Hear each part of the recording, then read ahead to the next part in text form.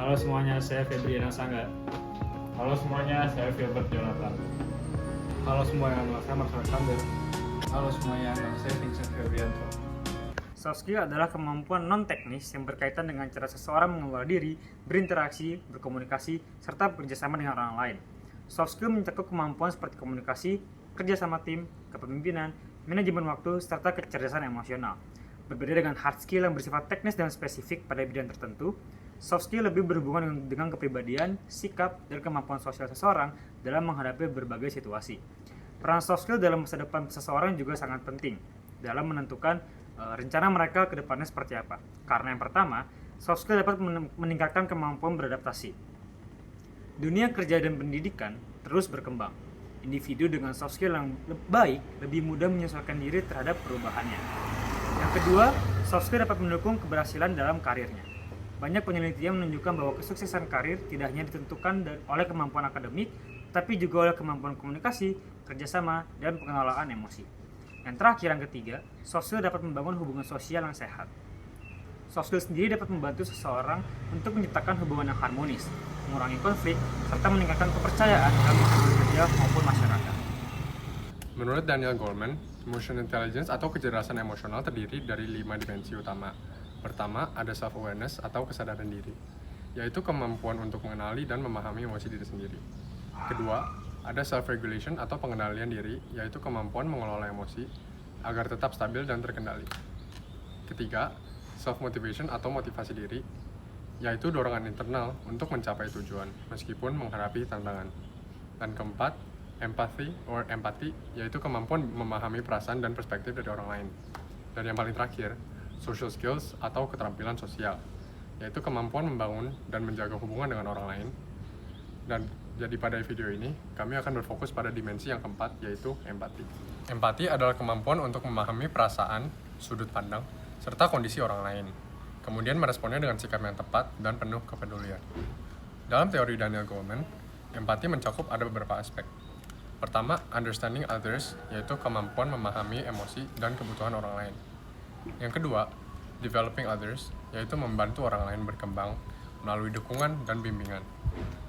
Yang ketiga, ada service orientation, yaitu kepedulian untuk membantu dan memberikan pelayanan yang terbaik. Dan keempat, leveraging diversity, yaitu menghargai perbedaan, mampu bekerja dalam keberagaman. Dan kelima, ada political awareness, yaitu keaspekan terhadap dinamis sosial dalam suatu kelompok atau organisasi. Dalam kehidupan saat ini, empati sangat dibutuhkan, terutama dalam dunia pendidikan, pekerjaan, dan masyarakat. Empati membantu menciptakan hubungan yang harmonis, mengurangi konflik, serta meningkatkan kerjasama dan saling pengertian.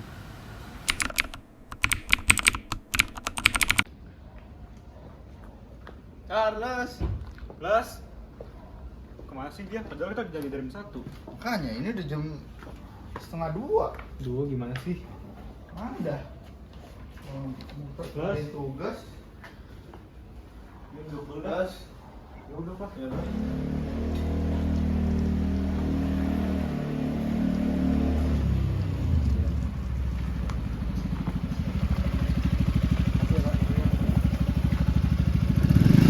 Sorry, gue baru nyampe. Gimana sih, Les? Kan kita janjiannya jam 1, Les. Sekarang di jam berapa? Ya, ngapa masuk. baru nyampe habis pergi tadi. Gak apa-apa.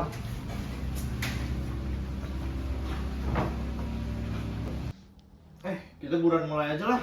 Deadline-nya 2 hari lagi. Ntar nggak keburu kumpul lagi.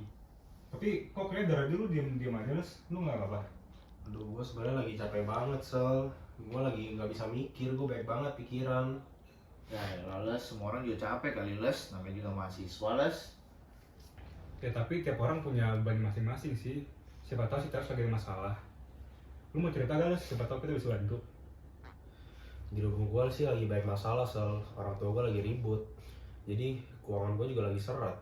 Jadi gue susah fokus buat kuliah, Sel. Oh, gue baru tahu. Gue pikir lu cuma males, Les. Sorry ya. Makasih lu udah jujur. Lu gak sendiri, satu tim. Jadi tanggung jawab kita juga buat saling dukung. Menurut gue yang penting sekarang lu gak ngerasa sendirian dulu. Tugas bisa kita atur bareng. Gue sebenarnya cuma takut ngerepotin lu pada aja. Gak ada istilah repotin di tim. semoga kita lakukan bareng-bareng.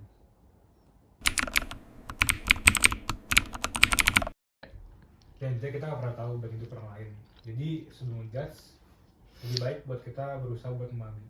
Ya gue belajar banget empati hari ini. Ternyata bukan cuma ngerti tapi juga mau bantu gitu. Kasih ya, kalian bikin gua lebih sadar kalau lingkungan yang suportif itu penting banget. Udah yuk, kalian yuk. Ayo. Berdasarkan roleplay yang telah ditampilkan, dapat disimpulkan bahwa empati merupakan bagian penting dari emotional intelligence yang membantu seseorang memahami perasaan dan kondisi orang lain tanpa menghakimi. Sikap empati memungkinkan kita untuk saling mendengarkan, memberikan dukungan, serta membangun kerjasama yang lebih baik. Dalam kehidupan sehari-hari, baik di dunia pendidikan maupun pekerjaan, empati sangat dibutuhkan untuk menciptakan komunikasi yang sehat dan lingkungan yang harmonis.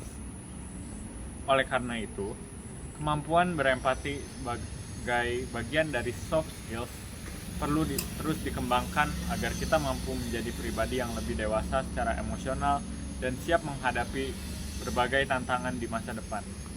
Terima kasih atas perhatian kalian. Semoga video ini bisa bermanfaat. Terima kasih. One is the loneliest number that you'll ever do.